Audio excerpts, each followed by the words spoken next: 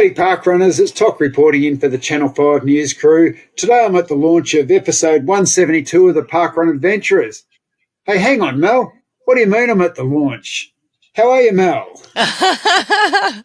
I'm great, thanks, Toc. How are you this week? Oh, look, I'm super stoked to have a chance to have a chat to you of an evening. It's really great. You're not roving this week, Toc. You're on site. You're on the couch. Stationary. It's a stationary report. As a co-host of the Parkrun Adventures podcast. Wowzers. Did you ever think back in 2015 when you submitted your first roving report that this is where you would end up? Oh, look, Mel, the fame, the fortune. I can't wait for the royalty checks to flood in. Oh, well, you might be waiting a little while. What, I'm not going to have more money than 5 sauce for doing this. Oh. Well, look, Scotty claimed to have left because of other reasons, but basically it was all about the money. He wanted a pay rise and he became a bit of a diva about it, really. We just couldn't afford to keep him. I spoke to Scotty last week. He retired. He's living on an island in the Caribbean. What? He can make the money out of it. Are you trying to tell me that I'm the one who's been gypped all this time? Free podcast? No, Mel, no. Anyway. I've been doing it for free all this time. Man, I'm obviously too trusting. So it is awesome to have you here co-hosting this week, Toc. I'm sure all our listeners will be pretty familiar with your voice, but for the uninitiated, it's worthwhile mentioning that you have been submitting roving reports since the super early days. I mean, the Parkrun Adventures podcast was not even a month old when we first heard from you in episode 4. Very excited to have you here this week. And let's kick it off, shall we? Where were you parkrunning last week, Toc? Well, I went to the Always Sunny Inverloch. You may have heard me say that before, that it's always sunny, but you've just got to look at the photos from this week. We had a fantastic day, Mel. We had a junior takeover. The kids did all the roles, and it just goes to show you how easy it is, and particularly with our new app, that, you know, we had young kids do it, and they just pulled it off so well. It was Bring a Friend Day, so we had a whole heap of new park runners come in. Some of them were brand new to parkrun. I was talking to one lady, Jenny, who hasn't been to parkrun for probably 3 years. She was one of our real regulars for the first couple, and so she came back to parkrun. I ran into her today, and she can't wait to get back next week. So it was just a great day. And following on from your comments from last week, no one got hurt. No one fell over. I didn't trip anyone over this week. Well, maybe that's because you weren't adventuring. Maybe at home there is no curse. Maybe it's just a Toc on tour curse that goes with you wherever you go. But I am glad to hear that there was no claret involved this week at Inverloch. Funny you say that it's always sunny though, because I couldn't help myself but mimic those exact words when I bumped into one of your locals at my local on the weekend. A gentleman named Nathan Castle from Inverloch was up running at Kawana and came and introduced himself to me after the event, which was really lovely. And I said, you're from Inverloch where it's always sunny. You must know Toc then. Isn't it funny? It's like, you know, when you're traveling overseas and you bump into someone and you know, they find out you're Australian. They go, oh, yeah, I've got a friend who lives in Sydney. Do you know him? His name is blah, blah. And it's just like, yeah, Australia's quite a little bit bigger than just one capital city. And the odds of me knowing this one person that you know, not very small. But yeah, it's not the same in parkrun world, because if you find out that somebody is from somewhere, then immediately my response is, you must know so-and-so, who's usually the event director or another adventurer from around about the place. But do you know Nathan Castle, Toc? And it's like we have it. Nathan's one of our really regular runners. Nathan's also a really big tourist. I know he's well over 100 different events. He's a statesman in Victoria, and there's a fair chance that Kawana was probably almost his Nendy. He's got that many events done around us. But he's also done quite a few events overseas. In the early days of Inverloch, Nathan was one of our regulars that got there and cleaned our course up. Being right beachside, we have a lot of sand blow over our footpath, and Nathan was always there every week cleaning up. So, yeah, no, Nathan's one of the really good blokes. So how was your parkrun day, Mel? You were up at Kawana. Yeah, I was teaching a new run director the ropes on the weekend, which was fun. I had a great morning having a chat to all the adventurers from other places. We had people from Tasmania, New Zealand, Victoria, New South Wales, visitors from the ponds as well. It was great to see everyone. And this is the beauty, even when you're not off having adventures to new events yourself, being able to chat to the people who've come from other places and still hear their stories. We had a lovely young lady named Ruth who was up, and she was on the Sunshine Coast for a clogging convention. Now, I didn't even know they had clogging conventions, and I had all these pictures of these beautiful, hand-carved wooden clogs and people dancing in them. But she actually showed us some footage, and they're more like tap shoes clogs. Did you know this, Took? No, not a big footwear choice of mine, Mel. No? You don't have a whole bunch of clogs in your cupboard someplace? No, we do have relatives on Jackie's side that are from Holland, but no, we haven't got a closet full of clogs. No. I was as surprised as the next person to find out that the annual clogging convention was on the Sunshine Coast, and some 300 cloggers were up here. So having a great time, although Ruth was missing the early clogging sessions for the days to make it to her parkrun fix for the weekend. I'm glad she has her priorities straight. You got to get a new event in while you're travelling. Now, if you've got to go to a clogging festival, I guess the Sunshine Coast is as good as anywhere to head for one. Exactly. Plenty of options up there. I can only imagine what it sounds like to have, hear 300 people clogging all at once. It must sound like thunder or something. Hail on the roof. The random things that you learn at parkrun. It is always funny. We had a visitor from Wagga at Inverloch this week, and we heard about her mum and how her mum started running at parkrun and has just got faster and faster, and now she outshines the daughter, leaves her for dead, and she's started to run a lot longer runs. And in fact, she ran last weekend at the Wonderland run we'll talk about a bit later. So it's just a really funny little synergy where someone from New South Wales has come down into Inverloch to run their eye to get it for the alphabet, and talking about their mum who ran on the opposite side of Victoria the weekend before at an event that I was at.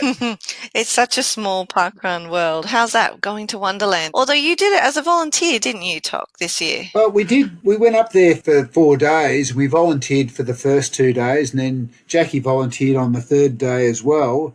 On the third day, I volunteered for the first half of a race. I did the parkrun tail walker version and then handed over to somebody else midway through the race and ran the second half. Being the tail walker for the first bit, we came in just in behind cut-off for the event, but they let us run on the condition that we caught up and got in front of cut-off.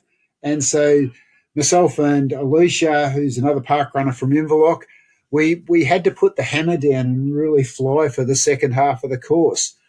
And it was really interesting. We were going up over one of the mountains in the course and we got snowed on. It was a sunny day and we got snowed on. So we were trying to go fast and it was cold and it was hot, and we just had a fantastic, awesome day out there. And we got there just before cut-off at the end of the course. So we made it in time to qualify to finish. That sounds very cool. It was the funnest way of doing an event. We had an absolute ball. We didn't have the pressure of running hard to try and beat a time or anything. We just hung around at the back and we stopped at aid stations and we had donuts. We had so many donuts on the course that... Carb loading. Yeah, let's call it that. I think we were just pigging out. But we had a great time. We stopped and took so many selfies with the people at the end. I just had a great day out. Awesome. Now, this is something that I want to ask you about because I've really struggled with motivation, and we'll talk about it a little bit later when we get to Streaky September. But just getting out there and moving, and I know you do a ridiculous amount of kilometres on a weekly basis. You've completed Run Down Under, you're on your next sort of leg of Run Down Under, as it were. You're on your second lap of the country. Do you know, just off the top of your head, how many kilometres you've done in the last year? For the last year, for Streaky, for the 365, I've done about 4,500. Okay, so from literally the 1st of September last year until now, you've done over 4,000 kilometres on your legs. Not in a plane or in a car, on your legs. Yeah, sounds like a long way when you put it like that, but it was lots of little bikes. How many pairs of shoes is that? About 6. So I want to know where you get your mojo from. Is it bottled? Can you share it? A couple of the secrets to it, Mel, are to break it down into little bits, but to find like really good friends to run with if you can. So I've got a really great group of friends that I run with quite regularly, and to run in places that are interesting. Nothing makes a run sort of go a lot better if you're looking around. I love trail running. So if I'm out in the bush and things are out there and I'm running with friends and talking, and suddenly you've got a fairly big distance up and you haven't even really thought about running, it's not like it's a chore. It's something that it's a great way to spend a day. So, yeah, I just love getting out into the trails, and I find that makes it a lot easier. But having that really good group of friends to run with really makes it easy. If you can get some people, and it keeps you accountable because, you'll organise to meet at 6 o'clock in the morning or 8 o'clock at night or whenever to go for a run, and there's no getting to 10 to 8 and say, I can't be bothered, I'm going to watch The Bachelor. You get out and do it. And look, even going out with a partner and having a walk and just getting out for a walk and that, once it becomes a habit, it becomes a lot easier. And that's been one of the great things about our last year with Streaky September that carried on. These are good tips. Thanks for that, Toc.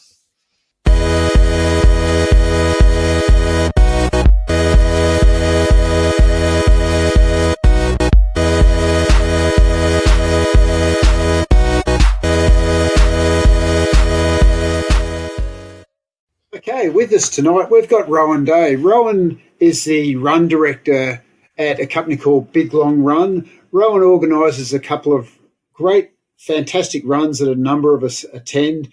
Probably the two main ones are the Wonderland run in the Grampians last weekend that I want to talk a bit more about, and Tubay's trail run on the Mornington Peninsula in January. Welcome along, Rohan. Thanks, Tony. Rohan, one of the big things that I love about the runs that you organise, the volunteer culture that you've got. We seem to have the same volunteers turn up every year. In fact, your volunteer spots fill up months in advance. What's the secret to getting your volunteers to come back? I don't know. I should be asking you and Jackie about that because you're some of the regulars and we really appreciate it. I suppose I have perhaps one little theory, and that is that you kind of basically let the volunteers go for it a bit and try not to cramp their style and not be too particular about how you think something should be done. You obviously want to give them the parameters, but if they want to take it in directions, you just kind of sometimes shake your head and kind of go, yeah, well, let's do that. As well as volunteers, Rohan, I know the Wonderland event has got a big culture and a reputation for being a lot of fun. How do you bring the fun to something like that? Well, I think firstly that you've got to enjoy the running or the event yourself and you've got to kind of believe in the concept that you've put forward. And so that's partially why we've only got a couple of runs, in that I don't feel like I could just churn out another event and another event. That I have to sort of be really believing that, oh yeah, this is a great place to run, these are good courses to run, that kind of thing. Can you give us a bit of a rundown of the different distances and things that people can participate in at Wonderland? Oh yeah, okay. So we originally started with a 20 and 36 kilometre event out in the Grampians, based on them being large logical loops in the area. And then we sort of figured, you got people out there for the weekend, something else for the partners who don't run, say, as much as their more addicted spouse. And so we so we had the 8 kilometre, and then you kind of go, oh, hang on, we've got families coming out here, and there's all these kids around, and so that's why the 2 kilometre run. And we'd always had this notion of trying to get the run longer, and eventually taking advantage of more parts of the Grampians Peaks Trail as it slowly becomes linked up, and hence the 63.5 kilometre distance. Unfortunately, we didn't quite get everything we wanted there, and there was a beautiful section of trail that we couldn't use, that was running parallel to a dirt road that we were running on, but it was said that it was not finished, despite the fact that being better than 99.9% of the other trails out there. But hopefully we get to use that one next year. Rowan, I think one of the big attractions of the Grampians, you've got amazing scenery, you've got walks that the people don't just turn up on the day for the run. Obviously, it's a long drive anyway, but people come up and camp for 4 or 5 days. They get out and do the walks and experience the natural beauty that the place has. And it's one of the most stunning places to run that I've been. But you really seem to make it a great family weekend. And I'd probably, just if you can give us a bit of an idea of what you run, especially during the Saturday for the kids, with that obstacle course. And then, I really love you to talk about what happens on Sunday night, because Sunday night seems to bring a lot of the weekend together. Yeah. Now, we can't take credit for all of these things, because some of it is just sort of creating the event, and then other people go and sort of add things to it. And they say to us, oh, can we do this? And you kind of go, yeah. And you sort of try to be welcoming. And then, so we're getting credit for things like, that's Muddy Hell, who organise obstacle races, who are doing that kids adventure course, which is basically a large inflatable, bit of a run around the park and come up and over things. And that's just because they said, oh, can we promote our event, and we'll put this in? And you kind of go, yeah, please go for it. Ditto for like the Run Nation film thing that was on the Saturday night. So that was Will Hudson from the local Live Fast Cafe, in conjunction with Cassie and Jono, who are both locals, and it was to raise funds for a Nepalese charity that they're involved in. And they said, oh, you've got the hall booking, can we go use it? And you kind of go, yeah, you go for that. And then the karaoke thing on the Sunday night, that's Matty Bell, who is sort of like event. We've never really decided on his title, event manager, event director. Anyway, he's an event shaping force. And that's his little deal on the Sunday night, where it's karaoke, go to the local Indian, sing some songs badly, and hang out with other runners. And again, it's just sort of you're creating this space where people can do this thing, latch it onto the event. You don't get all precious about, oh, hang on, this is our event weekend, because you just kind of go, oh, please, just go for it. Give the folks some other stuff to do. This is great. It sounds like a wonderful collaborative environment. Lots of fun things happening. What made you want to become a run director and organise these sorts of events in the first place, Rowan? I didn't want to particularly. But then this is the story that goes back about 10 years ago, and that was Two Bays Trail Run used to be a fat ass event. And I used to be one, as in no rules, no anything, no insurance, just, people come along and go in this proposed run. And it was organised by a guy who in those days went by the name of Virtual. And this was back in the days when the cool running forums were big, before Facebook became a big thing. And he used to loosely organise this fat ass event down on the Mornington Peninsula, one side or the other, Germano to Cape Shank and back again. And then he went off to China, and it looked like it had fallen a heap, but because I'd run in it a couple of times, I sort of put forward, a date and did a 1-page website, and 86 people turned up. But unfortunately, a couple of trucks from Parks Vic turned up too and said, you're organising an event without a permit. And anyway, I wound up being fined, and the runners put around a hat, and I think there was about $500 worth of fines, and I think there was about $550 in the hat. So that was the first event I made a profit on. And anyway, so then Parks Vic said to me, we would actually approve of this. And they were a bit apologetic and saying, we would give a permit for this kind of thing. You'd only really need to speak to us and the council. I was going, is it really that simple? And they organised an a meeting, and I turned up, and the council said, yeah, we could kind of look at this, put your plans together a bit, and it's a likely yes. And I thought, this is good. You only have to speak to 2 organisations. And then it came out that you had to speak to, of course, the police and Vic Roads and the Durrana Foreshore Committee, sometimes Department of Aboriginal Affairs, Rosebud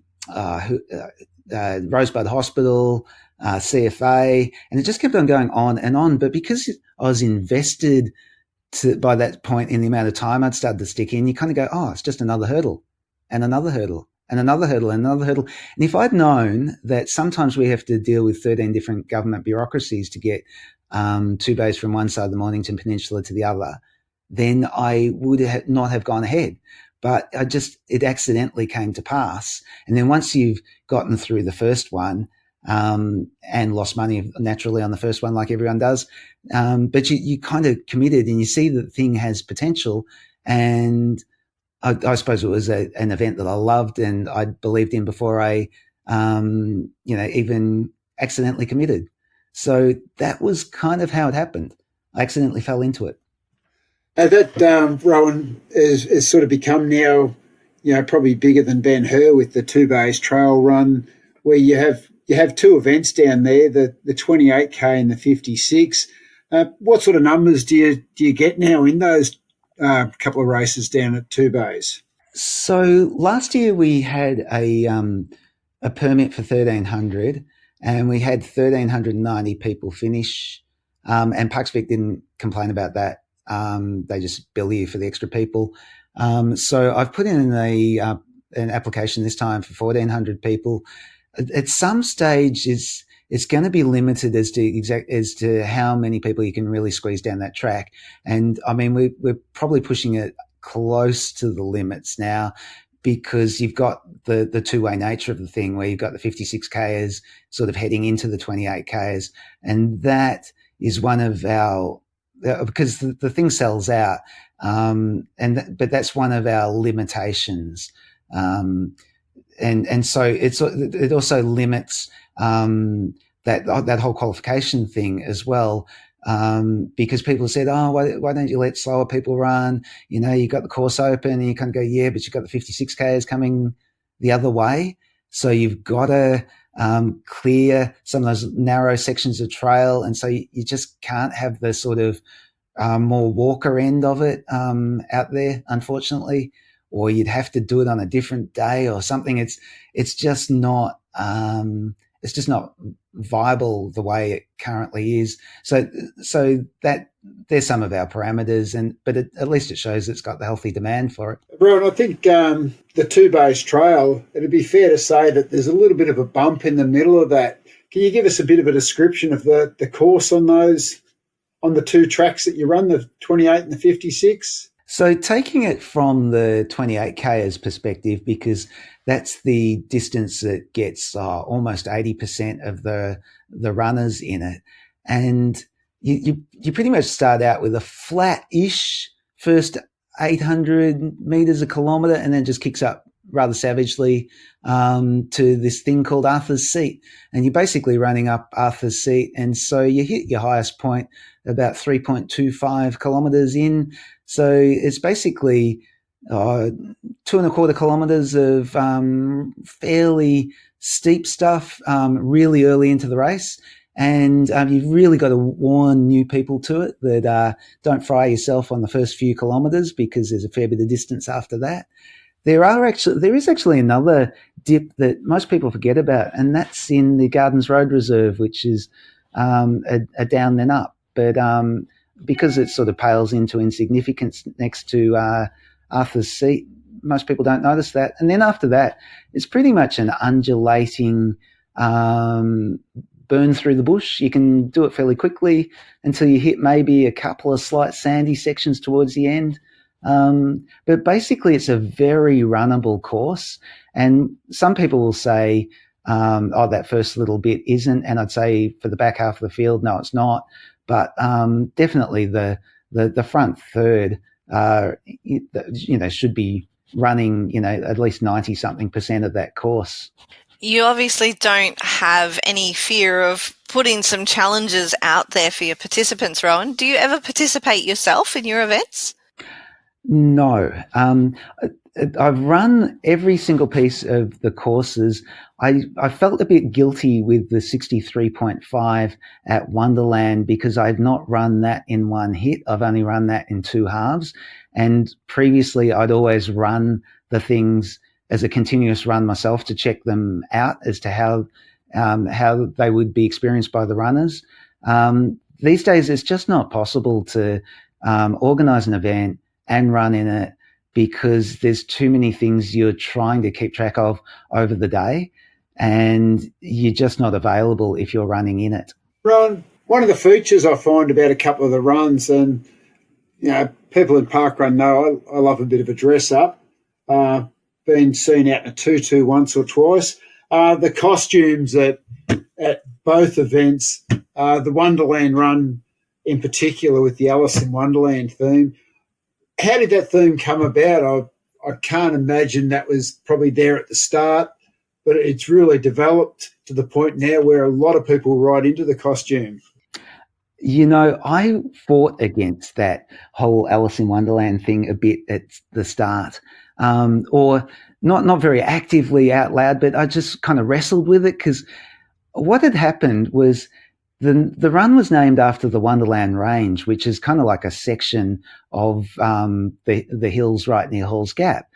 But a lot of people were new to the Grampians and thought of Wonderland and Alice in Wonderland and we're just going, oh, I'm going to dress as Alice or the Cheshire Cat or whatever. And you kind of going, oh, it's not really about that. And they're going, oh, but I want to be this and that. And you kind of go, this is one of those cases where if people have the enthusiasm about something, then don't dampen it, just roll with it. And so in the end, yes, I had a costume as the Mad Hatter, and because you just kind of feel like it's not all about your vision, it becomes a shared vision, and it sort of morphs depending on who's turning up and their different enthusiasms and the way they view it. And so it's kind of that collaboration, and you can't just kind of go, oh, I'm the head honcho. It's my vision that counts. It's everyone's vision that counts. That's a lovely way to look at it, a real community sort of aspect. And obviously we're big on community at Parkrun, and we're big on adventures at the Parkrun Adventurers, Rohan. You are a parkrunner yourself, and I understand you've done a few different events. Can you give us a little bit of a background on how you first heard about and got into parkrunning? I don't 100% recollect. I think I probably first heard about it on the old Cool Running forums and then didn't do anything about it until I think I'd actually registered for Albert Park Parkrun and then hadn't been there. First turned up, I think, to Chelsea Bicentennial Parkrun because it was more in the neighbourhood we were living in, and my sister was on the council at the time and had sort of heard about it and tried to be part of the approvals process and that kind of thing, and fell into it that way. And also some of my relatives turn up to Chelsea Bicentennial Parkrun sporadically, so therefore that became the sort of home base one for me. Cool. And I think some of the rest of the family participate, Rohan, as well. Like I know I've seen your wife Kim and the kids down at Inverloch. I think you've done Inverloch a few times now, which almost makes you a local down there. Did the family enjoy their parkrun along with you? They do. Kim in particular, Kim's done about the same. This is my wife Kim. She's done about the same amount of parkruns as me, and the kids do not to the same extent, but they're definitely into it. And if we're going interstate or to a country location, they will tend to do it just because it's a pleasant activity to do on the Saturday morning. Can you give us a top 3 of events that you've done, not including your home parkrun? Well, I've got to say Inverloch, don't I? Because that's mandatory to say so. Tog might agree with you there. Though I have noted that Tony's only there half the time because he and Jackie are too much into gallivanting around the country. Karkarook, I suppose I have some favourite memories of because it was a really fast course, and I've got my parkrun PB there, so that one I kind of like. I think sometimes just because you've been on holidays at places like Phillip Island's parkrun, certainly not a fast course, but like almost a trail running course, picturesque and interesting, and they had lots of Easter eggs the day we were there. Chocolate is always a winner. Oh, it is, but that day I was going for the win, so I couldn't stop for any of it, and there were some magnificent specimens out there. And I see you've got a fairly quick PB there, Rowan, of about 17:22 at Karkarook, which is fairly well moving around. Yeah, but that feels like a million years ago, even though it's probably only a couple of years ago. I don't know what happened that day, but gee, it went well. Oh, mate, well, I think we've probably taken up enough of your time tonight. Thanks a lot for coming on board tonight. It's been a pleasure and it's great to catch up. Well, thank you, Tony. Thanks, Mel.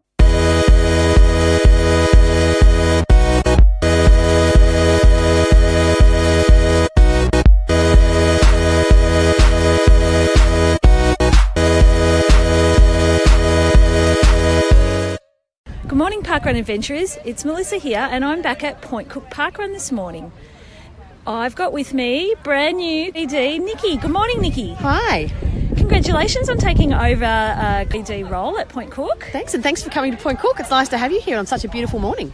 Oh, you're welcome. So I can't give up a theme. I do like a dress up. And would you like to tell everybody what your theme was today? Our theme was Where's Wally? And we'll put some photos up on on the Facebook page, but you can see we had a massive turnout. We've actually broken a record here for attendance, and everyone's in red and white, and we've had lots of new people turn up, and it's been fantastic. We had Bring a Friend today to support Medibank, and that's worked really well as well. So what's your attendance record? How many did you get? I think we got 175. Okay. So yeah. Excellent. Yeah, it's been amazing. All right. And what's your story with parkrun? How long have you been involved here at Point Cook? Well, this is actually going full circle. My husband, Craig Curtis, actually set up Point Cook Parkrun 6 years ago. Wow. And so I've been involved, and our family's been involved the whole time. And and now it's my turn. Excellent. To sort of come back. Yeah. All right. And being that we're a touristing type of a podcast, yes. Have you done much touristing yourself? yourself? Yes, I have. We've even done some internationals. We've been to Bushy Park. We've done Chrissy Fields. Loved Chrissy Fields. Lower Hutt in New Zealand, and lots around Victoria. Portland is probably my second home. If you have a look at how many attendances we've done, but there's some just beautiful park runs. Just get out there and have a look at them. Timboon is stunning. Oh, that's good. You have a big involvement, so you've been involved with Point Cook right from the start. From the start, yep. And you've seen it grown and change much? It has probably, the faces are still some of the same, some are new, but I think the environment is the same. It's still really, it's a fun group.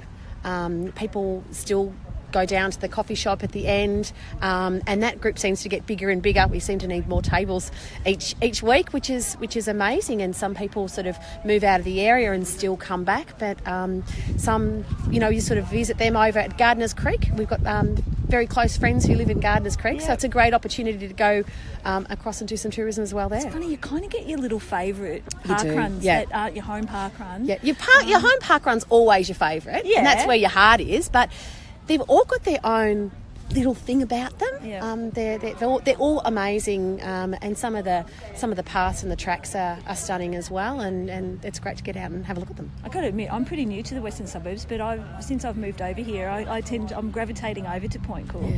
Yeah. So But it's really... lovely to have everyone new. Yeah. All right. Well, thank you very much for talking to us today, Nikki. Thanks for and the all the best opportunity. with your new role. Thank you. Hope to see you again. Oh, you will. Thanks.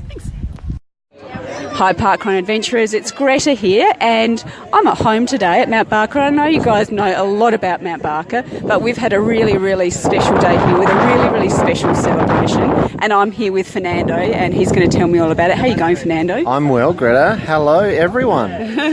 So it was a really special day for Mount Barker Parkrun, but especially for your family. Now you have 5 kids, that's right, isn't it? That's true, yes. 5 daughters, in fact. Yeah, and they're all gorgeous, beautiful Thank girls. Thank you. But 2 of them in particular had a really, really special celebration today. What did they do?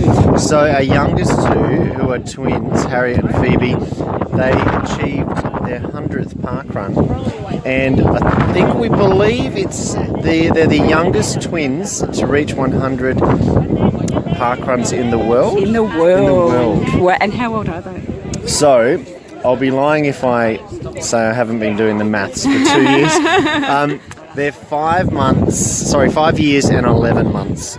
So, yeah, and about 4 or 5 days, because their birthday's coming up. So they would have started parkrunning pretty much on the first day they could have started parkrunning when they turned 4. That's right, and I was a bit sad because the parkrun where they turned 4 was about 5 days after they turned 4, because they turned 4 on a Monday. So we had to wait. Oh no! Yeah, we missed it. You couldn't run it on their birthday. No, they were 4 and like 5 days old. Like, that's 5 days gone. That's 5 days wasted when we could have been parkrunning. That's right. And they are also wonderful volunteers. So often you guys tail walk together. That's right. I think they've done about 2 or 3 tail walks in the last couple of years, which is really great, and they enjoy it. They like going a bit slower sometimes, but they do enjoy. I think, if from memory, they've done about 10 runs where they've run really, really fast the whole way, and they've managed a PB of 32 minutes. That's fabulous. For such little legs, isn't it wonderful? It's amazing. Yeah. And there's cake today. We have cake. There is cake. I can't believe it. We actually didn't make a single cake, but we've got lots of cake because the wonderful people at Mount Barker, someone's made 100, like the number 100 out of cakes. That was Ruth, amazing. And then we've had all these cupcakes made. Yeah. And there's more to spare, so it's just amazing. Isn't it lovely being part of such a wonderful community? And that is probably the number 1 reason we go to parkrun, even above fitness. Because you don't actually live in Mount Barker, do you? No, we come all the way from Stirling, so the community's fantastic.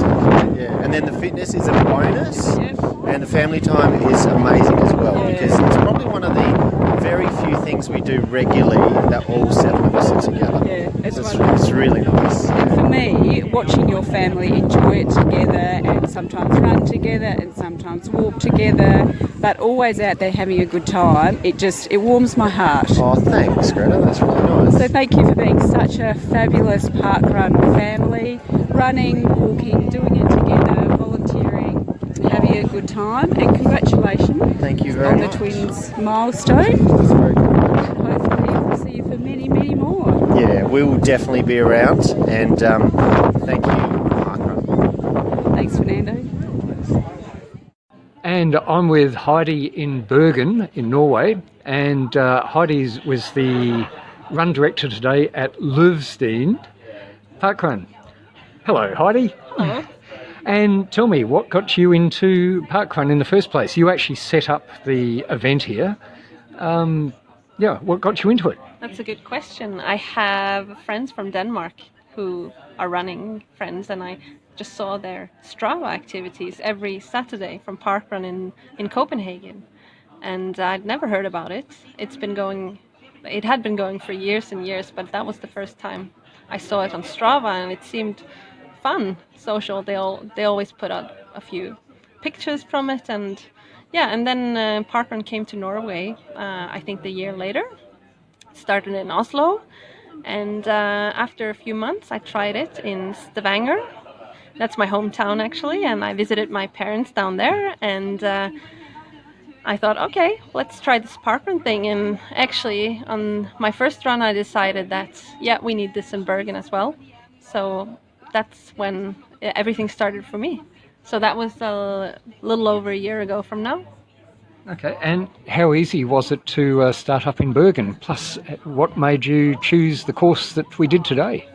It was very difficult actually, because when I started, I had the course already in my mind because I knew the perfect place for parkrun, and that's not where we were today. So when I started, I thought everything was going to be simple. All right, so I had the perfect course in mind, right next to where I live, so I knew where I could keep all the equipment, and I had the path all figured out. So I got in touch with Parkrun in Norway, and they said, brilliant, this looks perfect. I sent them some photos and everything was great. And then it's just the final step of asking the local council.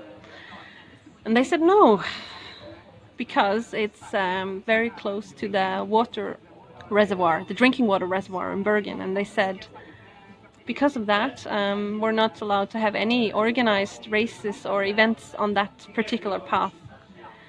And that set me back it took a while to find another course, because all of the paths here in Bergen, all of the parks, they're interrupted by traffic, unfortunately. So, I mean, there's a large running community, and there are many brilliant parks, places to run. And I've been living here for 12 years, and I run all of those years, and I know great places to run, but the problem was the traffic. Yeah.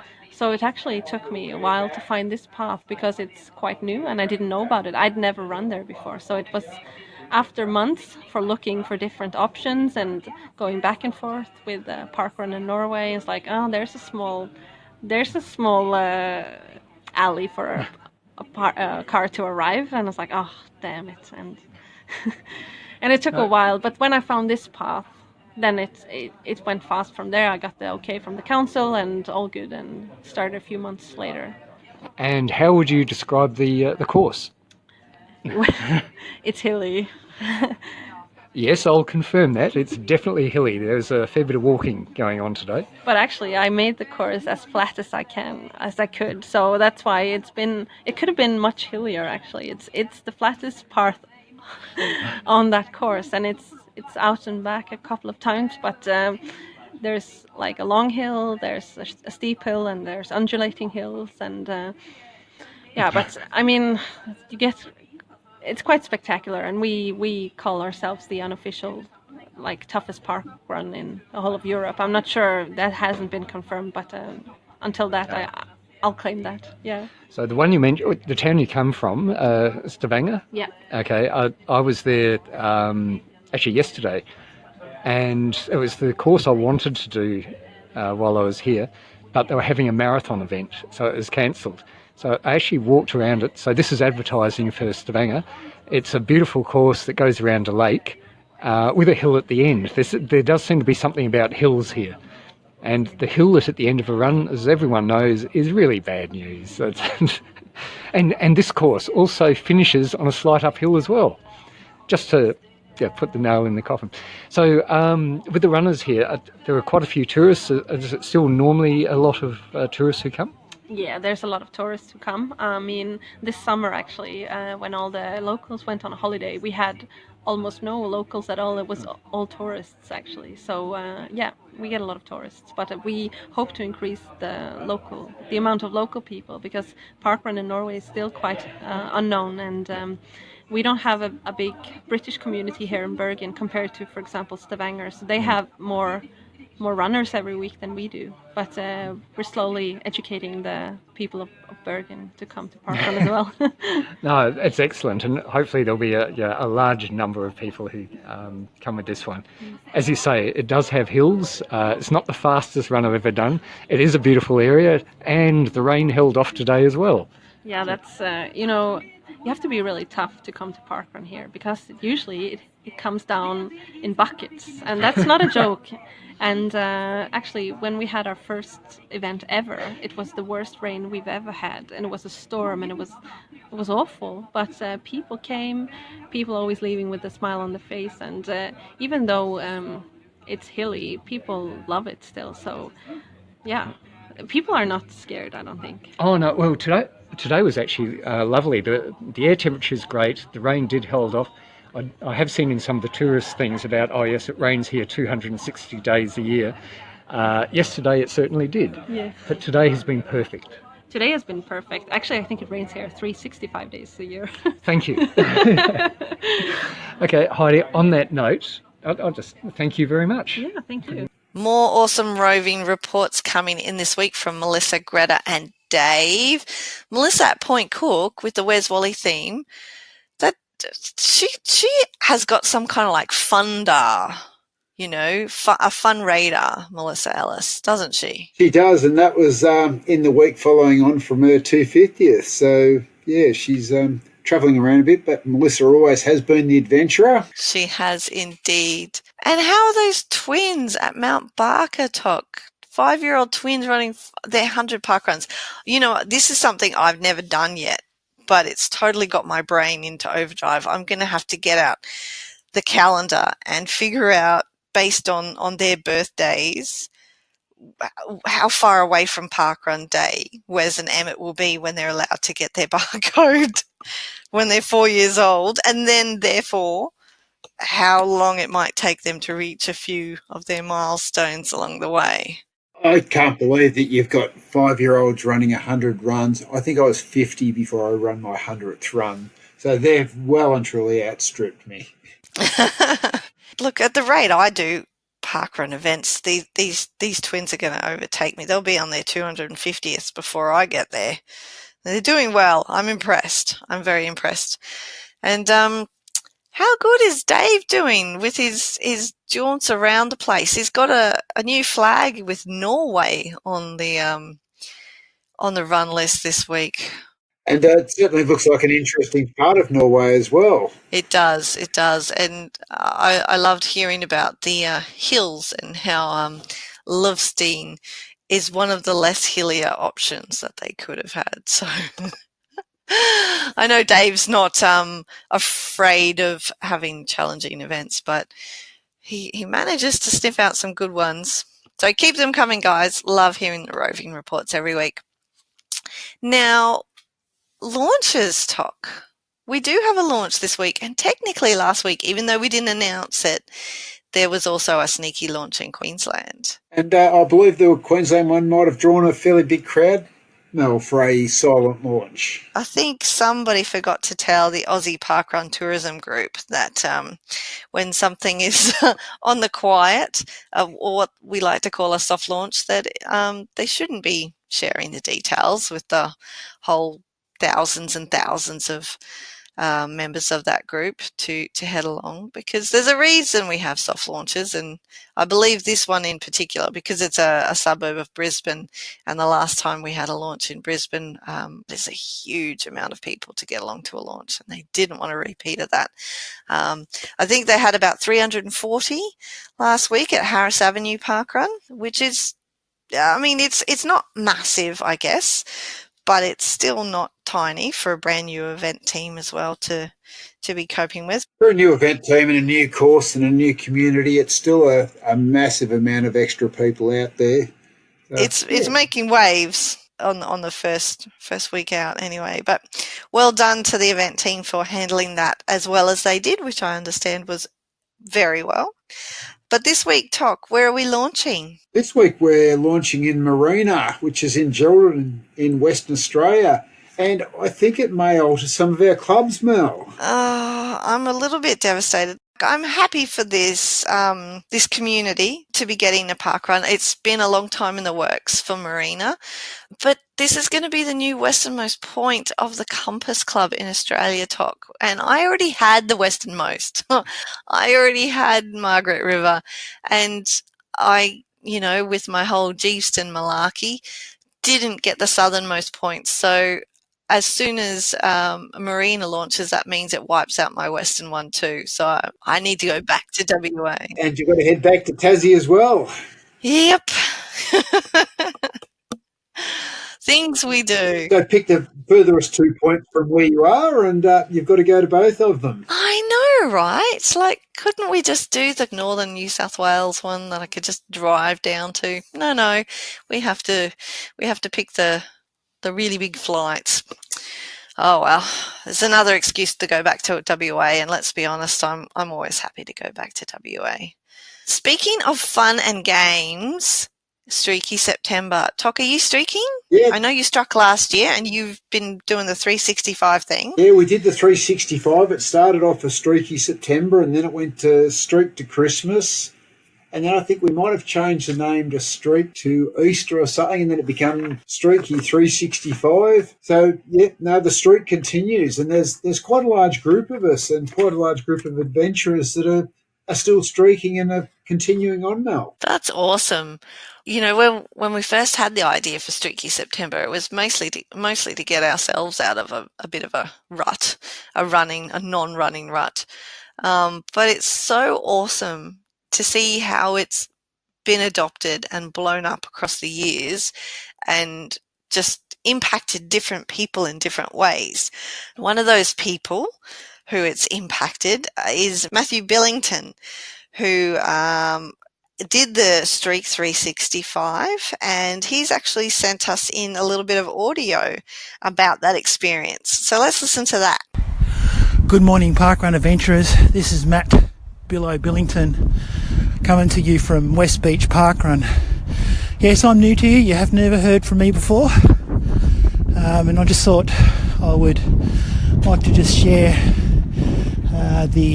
my story around the Streaky September and where it's got me to here and how it's relevant. So let's turn back the clock 12 months ago. Came across this podcast which we all listen to called Parkrun Adventures, and they were talking about this challenge concept called Streaky September. Now,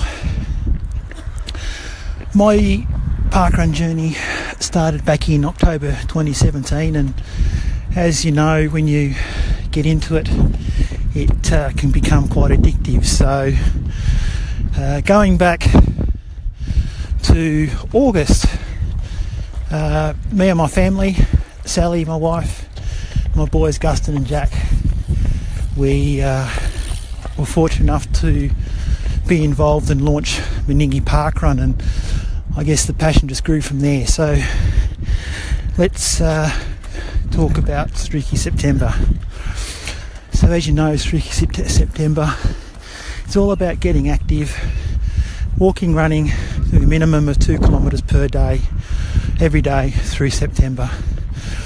So at first, the thought of being able to do 30 days straight was just like, wow, there's no way I'm going to be able to do that. I was fortunate enough that my partner in crime, being my wife Sally, decided she would have a crack at Streaky September as well. So we were already, in a positive position there to be able to start the journey together and support each other.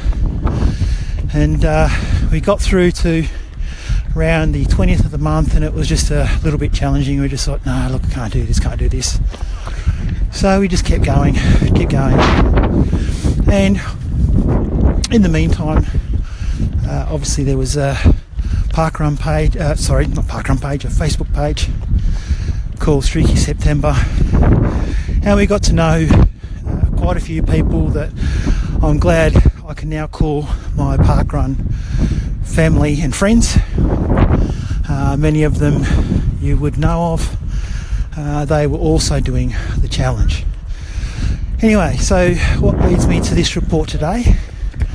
Well, today myself, my wife and many others have completed 1 full year, 365 days straight of doing exercise. What have I got out of it personally? Well, it's pushed me into areas that I never thought I could achieve. 3 milestones as such as I was able to tick the box on my first half marathon in April. I was able to tick the box on my first full marathon at the end of June, and I was able to tick the box on my first ultra marathon at the end of July.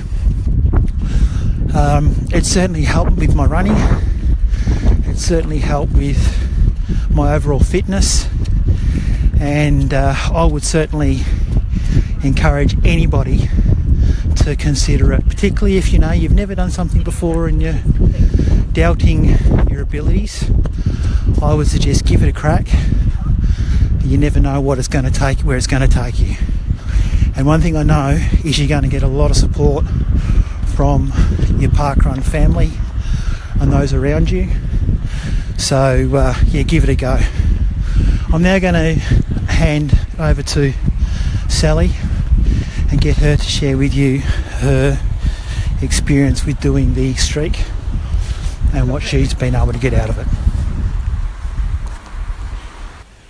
I'm now here with Sally, and just to share with you her thoughts and experience with the Streaky September, which led on to the 365-day streak. So, Sally, what would you say is the biggest thing you got out of this?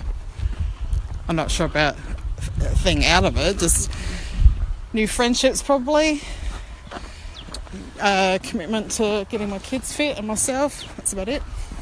Okay, so the big part is that Sally certainly helped motivate me in terms of getting me cracking every day doing this. What would be any advice you would give to somebody who's finding it, they're getting to the days that it's particularly challenging for them? Just do 2Ks. Just think 2Ks. And that's all you need to do. Don't push it. Don't go any further than the 2. Walk it. That's all. Would you consider doing it again? No. And why is that? It's too, for me, because I've got kids with disability, it's too much commitment for me. I'm stubborn and I finished it, but yeah, there's a little bit of pressure on some of my days. And that's, I guess, an important point. That's actually, I think that the big part that we've got out of it is we've done this as a family. As Sally's mentioned, our son Gus is, has a special needs. And Jack as well. And Jack as well, yeah. And it's been great because Gus has got to the stage where it's formed a part of his exercise routine. So there you go. I'm glad we could share our experience with you, and certainly wish everybody doing Streaky September the best. And I've got to say, well done to Billo and Sally for finishing off Streaky September, or Streaky 365, and continuing on. Matthew's been very prolific with his posting on the Facebook group we've got up, and it's really great because watching his journey, he's gone from someone that was doing the shorter runs, as he said, to someone into the half, and then into ultras. And it's very inspiring, and it really helps on those days where you just think, I've just had enough of this. You see those posts pop up, you think, oh, no, I'll get out and have another go at it. So congrats to Matt and to all the people that are in that group for helping to inspire and change other people's lives. It's been a really great thing to be part of. And if you haven't joined the group yet, it's we did give the name of it last week, which was Streak Your Way Every Day. However, they have changed the name of it back to Streaky September. So if you're Googling it on Facebook, look up Streaky September and you'll be able to find it. Request to join. We would love to have you. It's not too late to join. To be honest, it's not too late to start Streaky September. If you're only hearing this now and it's still the first week of September, just tack on a few extra Ks to some of your streaks and we'll call it even. There's no better time to start a streak than right now. You probably don't struggle like I do talk with just the kilometres. We already talked earlier about how you managed to do such a high K count, but it was day 2 today of Streaky September and I had a bit of a rough day with both my boys. I think they're trying to get over the weekend and they've just been a bit sad and had Monday-itis. And I almost didn't make it out. And I was like, oh my goodness, Streaky September. I'm a co-creator of this thing and I can't just break my streak. I didn't make it through the whole of the month last year and I'm determined to do it this year. I did manage to get out there very slowly. I let Wes walk, and he was pushing Emmett in the pram along with me. So I think the first 200 metres took about 7 minutes. And Mel, I think one of the really great things about it too is like jump on board, jump onto the Facebook group. We have challenges and that during the month as well that get you out there. And some of the challenges last year were just a really fun thing to be part of. So it gives you that extra bit of motivation to get out and around. Absolutely. And there's nothing like having fellow streakers to hold you to task. Join the group. We would love to have you. But you know what else Streaky September has done? This is a world first for Streaky September. I got a message from one of our streakers yesterday who is a police officer and working around their personal, family life and other commitments with children, etc., and their job working night shifts. They managed to sneak in their streak while they were on duty and convince one of their colleagues to go on a beat with them to do their streak. And while they were out there, they actually made an arrest. Did they arrest someone for streaking? No, wouldn't that have been magic? But you never know. It could happen by the end of the month. No, this was actually a drug bust. So they pinched somebody who was doing a dirty deal in a park. and I'm happy to report that they also managed to, around and about the arrest, still get their 2 kilometres in for the day. So we can now proudly say that Streaky September is fighting crime since 2019. And I don't think that's going to become one of the challenges, though, for the everyday streaker, Mel, is to go out and arrest someone. No, we will not be encouraging citizen arrests as part of Streaky Bingo this year. We do not encourage people to try this at home. We haven't released the bingo card, but I think it'll be out this week so people have enough time to start checking off those challenges.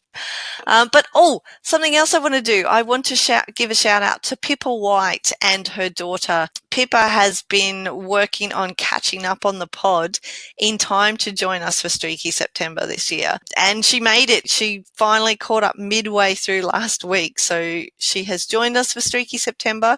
I want to shout out to her daughter as well, because Pippa mentioned that when she joined the Pirate Club, her daughter was the parrot on the shoulders to her pirate, which I thought was so sweet and really cute. And I had visions of creating parrot costumes for my little boys as well.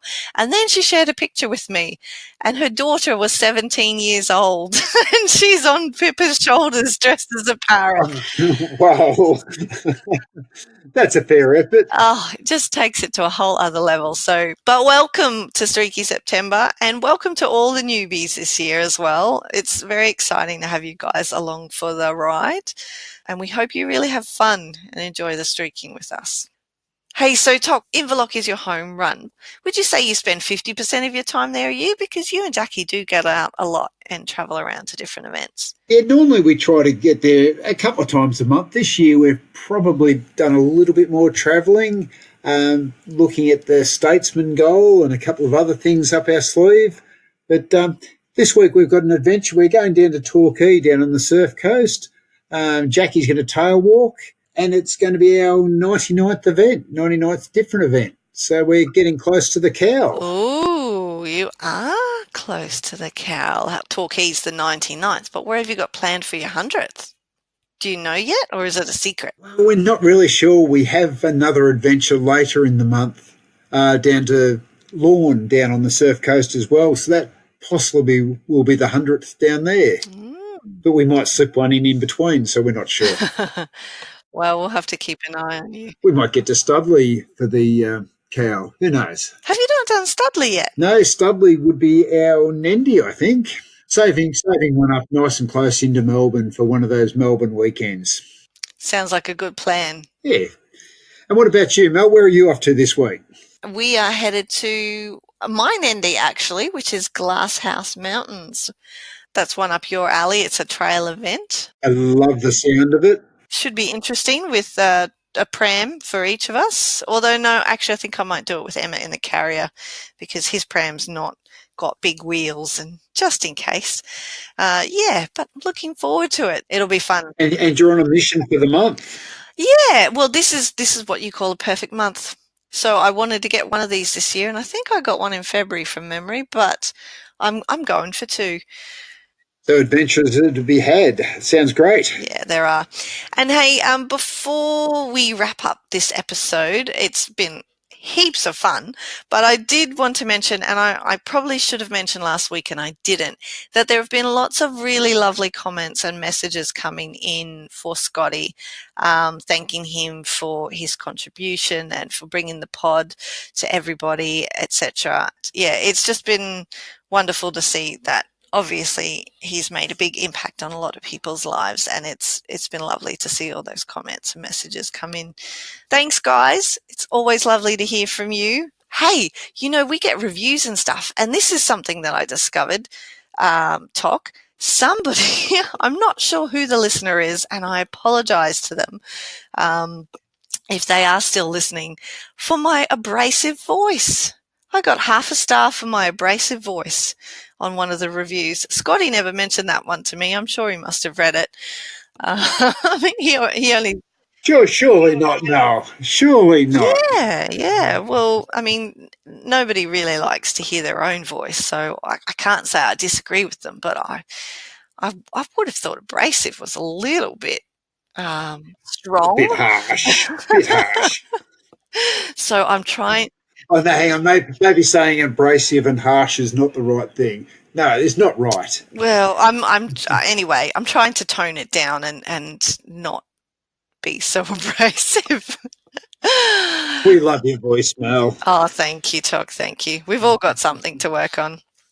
Except you. You're doing amazing, and I have loved having you as a co-host this week, Tok. Thank you so much for joining me. Episode 172 has been a lot of fun. It's been my pleasure. Thanks very much, and love your work. You are all kindness, Tok. Come back anytime.